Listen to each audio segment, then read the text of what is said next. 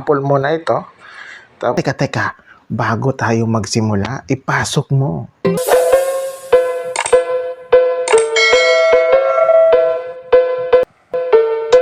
So, welcome dito sa aking video. So, ngayong araw na to guys, ay meron na naman akong ginawa na sample. Panoorin nyo na lang. Ngayon, ang gagawin ko ngayon guys, so gagawa ako ng sample na libro. Mayroon na naman kaming bago na client na magpapagawa sa amin ng libro. So ito yung sample na gagawin ko. Sample muna ito. So ready na siya for binding. Alright. Nalaminate ko na tong cover. Tsaka na-scoring ko na yan. Alright. So hindi ko na siya guys pinakita kanina kasi sample lang naman ito. So ito na guys yung sample. So natapos ko na siyang gawin. Alright. Hindi ko na siya guys binidyohan nung pag doon sa binder. Hindi ko na siya binidyohan. Okay? Saka yung pagkat hindi ko na rin siya binidyohan kasi nagmamadali kasi ako. Alright. So ito na siya. So ang size niya pala ay 8 by 8. Alright. So 8 yung lapad. Tapos 8 din yung haba niya. Ayan. So yan siya. Ang ganda, diba?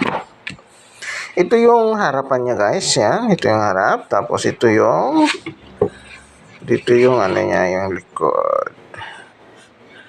Ito yung likod. Yan ang likod niya guys. Alright. So, ganda, diba? Ang pagka-laminate, so, ang dulas ang ganda eh. Saka ang linaw. Ayan o, ang linaw nung mga letra, hindi siya malabo. Dito sa cover. Alright. Yan. Kahit sa loob, klarong-klaro siya. Yan o. Malinaw. Ayan.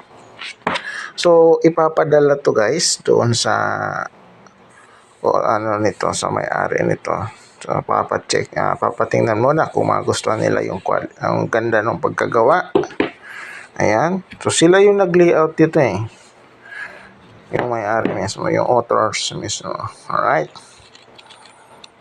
Yan. Ito. Alright. Okay. So, makapal siya guys. Ayan o. Makapal din siya. Sobrang kapal niya, di ba? Ito kasi kakapal, nagagandahan ako nito mag binder. Nagagandahan ako. Kapag ito guys nagpagawa, saka ko siya mabibidyohan. Alright. Kasi yung mga iba kong video about sa paggawa ng libro, so binura ko diyan sa aking YouTube. Yung iba lang binura ko. Pero itong mga susunod na pag may mga gawa na naman ako, so mag-upload na naman ako ulit. Alright?